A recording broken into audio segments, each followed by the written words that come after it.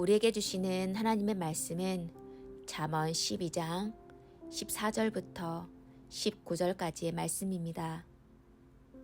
사람은 입의 열매로 말미암아 복록에 족하며 그 손이 행하는 대로 자기가 받느니라. 미련한 자는 자기 행위를 바른 줄로 여기나 지혜로운 자는 권고를 듣느니라.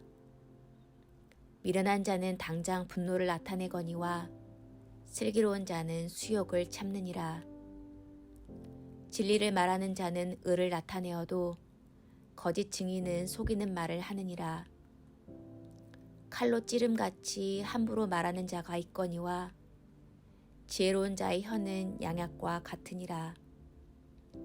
진실한 입술은 영원히 보존되거니와 거짓 혀는 잠시 동안만 있을 뿐이니라. 아멘. 이번 한 주는 잠언 말씀을 나눕니다.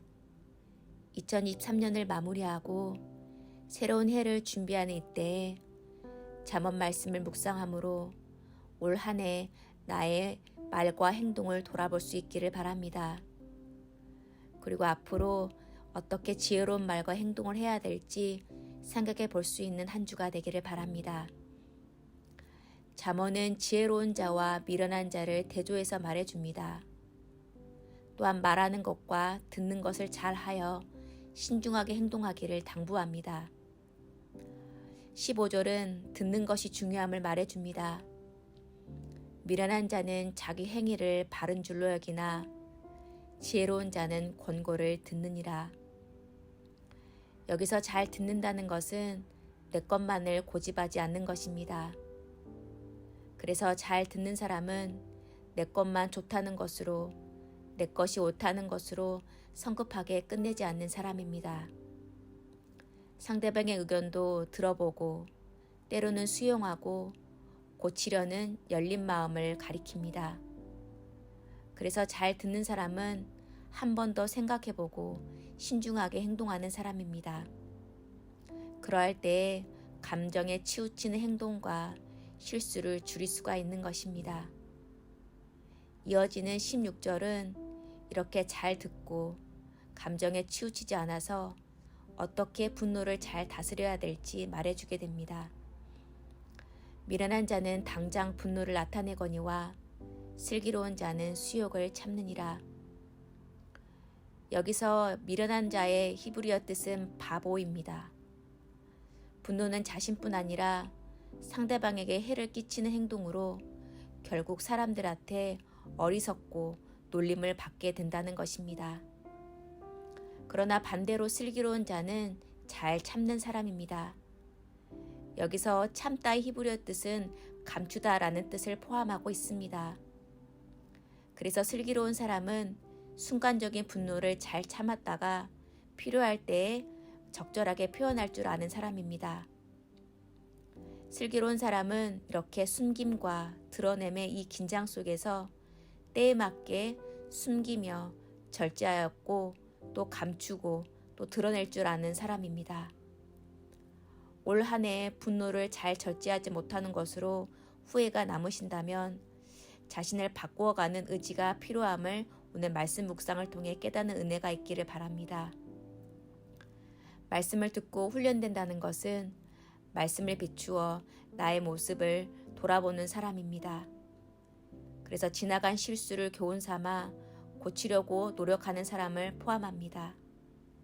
다가오는 2024년은 말씀 앞에 나를 다듬고 성령님께서 나의 조급한 말과 행동에 또 분노를 당장 표출하는 이러한 연약함을 만져주시길 바라며 나아갈 때에 슬기로운 자로 변해갈 줄 믿습니다. 이어서 18절은 지혜로운 말에 대해서 알려주게 됩니다. 칼로 찌른같이 함부로 하는 말이 있다고 18절은 말해줍니다. 여기서 칼로 찌른같이의 표현은 분별 없이 성급하게 생각 없이를 포함하는 단어입니다. 조심성 없이 마구 말하는 태도는 살인과 같은 엄청난 해를 불러올 수 있음을 찌르는 칼로 그 이미지로 표현한 것입니다.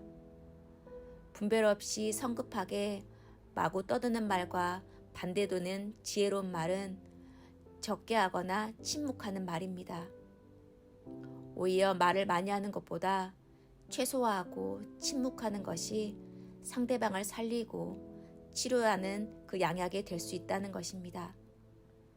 바라기는 우리가 말을 많이 함으로 상대방에게 상처를 주는 칼로 찌른 것 같은 말이 아니라 절제와 침묵으로 살릴 수 있는 말이 되기를 소망합니다. 성도 여러분, 다치고 상처난 곳은 시간이 지나면 아물게 됩니다. 그러나 말로 인한 상처는 그보다 더 오래 남아있는 경우가 있음을 보게 됩니다. 마치 칼로 돌아낸 것처럼 나를 아프고 힘들게 하는 말이 있습니다. 잊을만 하면 생각나서 감정을 요동치게 하는 말도 있습니다.